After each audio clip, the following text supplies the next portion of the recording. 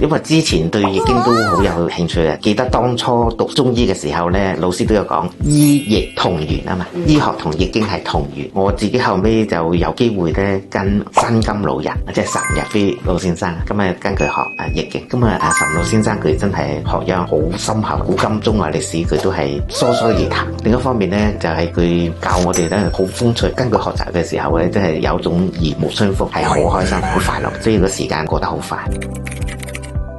關係最主要就係講陰陽，中醫嚟講咧強調嘅就係陰陽嘅平衡，即係好多時如果陰陽失去平衡咧，我哋嘅身體就會出現狀況，一係就寒熱虛實，寒嘅話都係陰氣比較重，熱嘅話通常都係陽亢，所以我哋都係盡量調補陰陽，令到佢平衡，對我哋嘅身體自然就會健康。跟岑老先生學咧1年左右，因為佢今年4月過身，對我哋學生嚟講都好大嘅損失。因為佢本身最初差唔多10零人啦，跟佢咁樣學嘅，目的就係想話令每一個人咧都可以能夠深入去理解易經，所以好多時小組形式咁樣去學習，到14卦每個卦咁講，其實係可以學好長時間。我聽佢講，佢最初嗰啲學咗10幾年，跟佢學嘅啲。咁我哋希望每個卦咁去學識佢，但係好可惜咧，就到後期佢個身體差咗，咁佢停咗。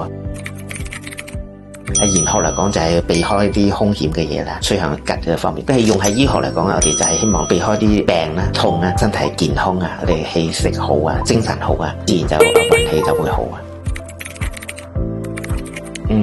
其實我係好同意呢個人生小天地啊，人同大自然係息息相關。呢段時間長期落雨，我哋嘅心情都會差啲。假設你瞓得唔好，你一早醒嚟天氣好差，咁你又翻工又落雨，仲有逼地鐵，呢度都令到大家嘅心情會差啲，都會影響到我哋嘅身體會差啲嘅。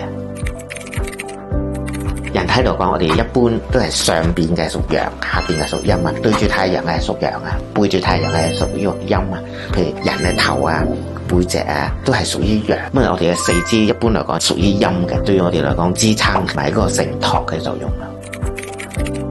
會有呢個情況嘅，即係譬如我哋嘅腰背啊、脊椎呢啲偏向於陽咧，都係負責推動嗰個氣血嘅運行。咁而嘅手腳四肢咧都偏向於陰嘅。有一個滋養同埋一個承托嘅作用。當呢個運行唔順暢，人體就自然就會有一個唔舒服嘅情況出現嘅。所以譬如話你好多時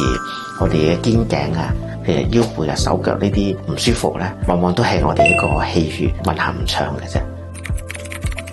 譬如上邊係唔舒服咧，一般都係一個陽啊唔舒服多啲嘅，所以我哋偏向於調整陽氣為主。下半身一般嚟講都係一個陰方面多啲嘅，手腳冰冷呢個情況，所以我哋嚟講都係屬於調節佢嗰個血，令到佢個氣血咧能夠落到個腳嗰度，即係一般都係以溫灸為主。我哋一般都係針灸啊，或者理間手法啊，疏通佢經絡，等佢經絡咧通嘅話，所以佢嘅氣血就自然運行得好啲嘅。咁啊，如果譬如話你四肢冰冷啊，一般都係用個溫灸、針灸、溫針灸嗰啲嚟處理，咁啊有一個好啲嘅效果。關注我，健康知多啲。